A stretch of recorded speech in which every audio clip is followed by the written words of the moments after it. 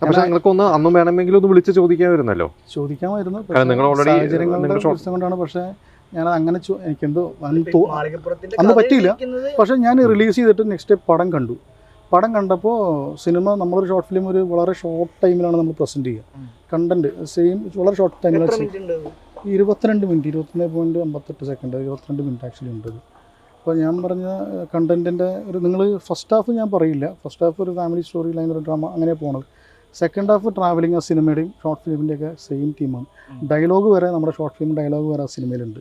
കുറേ 1-2 പോർഷനിലൊക്കെ same dialogue അതിലുണ്ട്. പക്ഷേ ഈ മാളികപ്പുറത്തിൻ്റെ കഥ എഴുതിയത് അഭിലാഷ് പിള്ളയാണ്. അഭിലാഷ് പിള്ള ഒരിക്കൽ പറഞ്ഞിട്ടുണ്ട് 2018 എഴുതിയ കഥയാണ് എന്നും പറഞ്ഞ്. അഭിലാഷ് പിള്ള പിന്നീട് അത് ഏതൊക്കെയോ അഭിമുഖങ്ങൾ ഇന്റർവ്യൂവിൽ പറഞ്ഞിട്ടുണ്ട്. കാരണം 2018 വിഷ്ണു ശശിശങ്കറൊക്കെ ആയിട്ടുള്ള ചർച്ചകളും അതിൻ്റെ എഴുത്ത് നടക്കുന്ന അന്നത്തെ വീഡിയോ, അന്ന് അവരെടുത്ത ഒരു ഫേസ്ബുക്ക് ലൈവിൻ്റെ വീഡിയോ ഒക്കെ പിന്നീട് ഷെയർ ചെയ്തിരുന്നു. അതാണ് ഞാൻ പറഞ്ഞത്. ആക്ച്വലി ഉണ്ണിമൂന്തനപ്പോൾ ഞാൻ ഈ ഷോർട്ട് ഫിലിം ലിങ്ക് അയച്ചതും പേപ്പർ കട്ടിങ്സ് ഒക്കെ അയച്ചത് വളരെ സത്യമായിട്ടുള്ള കാര്യം തന്നെയാണ്.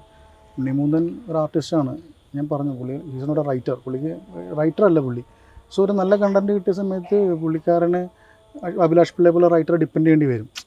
നിങ്ങൾ 2018 പുള്ളി പടം അനൗൺസ് ചെയ്യാൻ പോകുന്നൊക്കെ അല്ല 2018 പടം അനൗൺസ് ചെയ്യാൻ പോയെന്നൊക്കെ പറഞ്ഞല്ലോ. നിങ്ങൾ ആ അനൗൺസ്മെൻറ്റിൽ ശബരിമല വിഷയമായിട്ട് ബന്ധപ്പെട്ടാണെന്ന് സെർച്ച് ചെയ്ത് നോക്കുക. എനിക്കറിയില്ല. അങ്ങനെ അല്ലെങ്കിൽ നിങ്ങൾ ചിന്തിച്ചാൽ നിങ്ങൾക്ക് മനസ്സിലാവും. പക്ഷേ മേ ബി പുള്ളി അങ്ങനെ ഒരു പ്ലാൻ ഉണ്ടാവുമായിരിക്കും. പക്ഷേ ഇങ്ങനെ തീം എന്നപ്പോൾ പറയാൻ എനിക്കറിയാം. പക്ഷേ ഡെഫിനറ്റ്ലി ആ കണ്ടൻറ്റ് വെച്ചിട്ട് പുള്ളിയാണ് ഡിപ്പെൻഡ് ചെയ്ത് കാണണം. മേ ബി ഇങ്ങനെ ഒരു സംഭവം ഉണ്ട് അഭിലാഷ്